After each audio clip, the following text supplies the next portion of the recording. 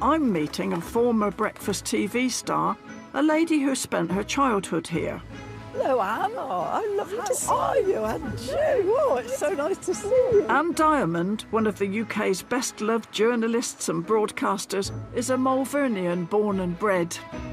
Anne and her presenting partner Nick Owen woke the nation in the 80s and 90s with shows like TV AM and Good Morning with Anne and Nick.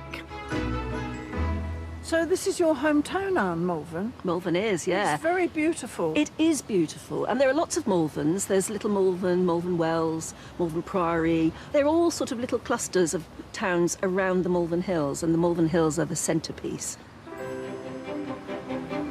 Malvern's got a very period feel, hasn't it? Well, yes, I mean, it's a Victorian spa town, and the beautiful Victorian lampposts are meant to have inspired C.S. Lewis to write The Lion, the Witch and the Wardrobe. Really? Well, it is said that he and J.R.R. Tolkien, one very snowy night, they were staggering out of a pub up on Bellevue Terrace, and apparently C.S. Lewis looked at the snowflakes sputtering on the flame and said, "Do you know, that sort of scene would make a lovely opening for a book." I didn't know that. So what was it like to grow up in Malvern? I mean, it seems to be kind of out of the way.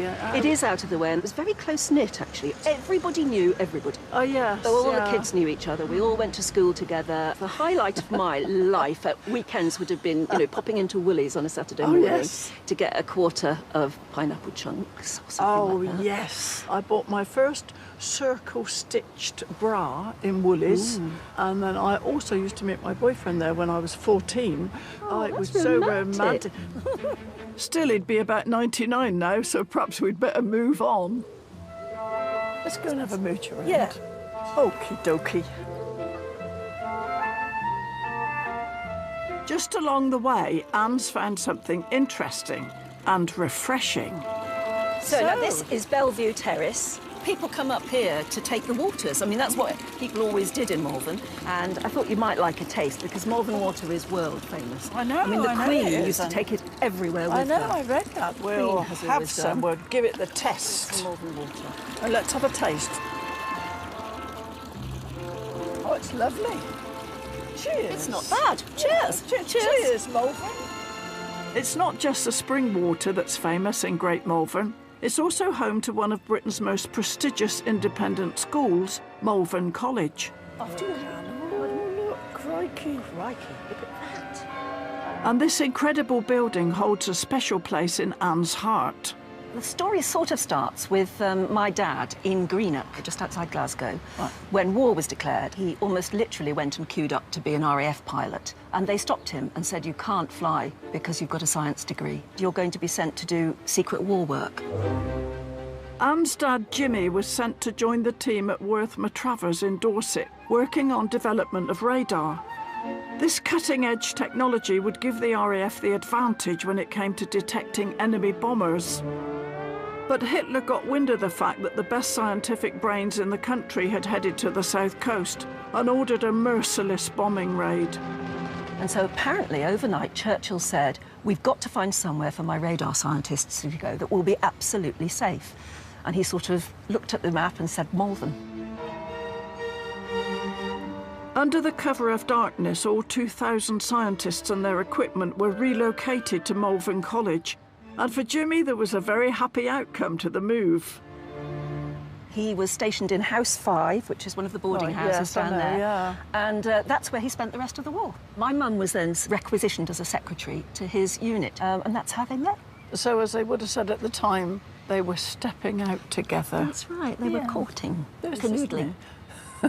Pretty sure they canoodled. I wouldn't be here if they hadn't. Well, that's true. Anne's mum and dad fell in love fighting a secret war, one so secret that not even their families were in the know, even after the war had ended.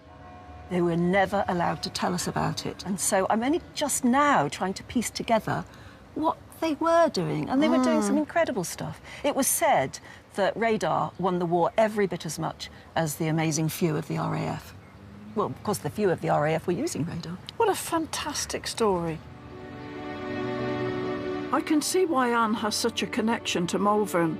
Her own family's history is so deeply entwined with that of the town. But now there's another place I really want her to show me, the Malvern Hills and their natural beauty, an inspiration to so many. That is the most splendiferous view, that It's really beautiful. is. Oh, the sun is glinting on certain parts of it. And as we reach the top of these ancient hills, an incredible panorama opens up before us, looking across the Severn Valley to the Bristol Channel and the mountains of Wales. What an absolutely spectacular view. It's unbelievable, isn't it? So beautiful, and it's this lovely soft blue and green patchwork. It is the old-fashioned patchwork quilt that everybody talks about. I know, and this was your Just loves it. playground, Yeah. Anne. When I remember my mum brought my sisters and I up, and it got very unusually hot. And the dog, who was very old, Chips he was called, he was really panting and then started to faint. Oh no. And we were really worried we'd lost him. So one of us ran to one of the springs that was nearby, filled it full of beautiful Malvern water, came back and poured it all over his head and down his throat and everything. And he revived. He went on for years after that. It shows the power of Malvern water to revive the dead. It does. And that's what's so dying. lovely about these hills, is that there are springs all over the place. Well, that's why it's green and gorgeous, isn't it? Aren't we lucky? Yeah, Aren't we we are. lucky to live round here? Yeah, we're very lucky. I love it. I've seen you on the telly, of course, but to actually chat to you and find out about your childhood in Malvern, and particularly about your father and the connection with early radar, it's been really interesting, and thank you very much for spending your time with us. Well, thank you for inviting me, because I'd forgotten how proud I was of Oh. Malvern. I'd forgotten, and that's wrong, isn't it? I mean, this is such a wonderful reminder.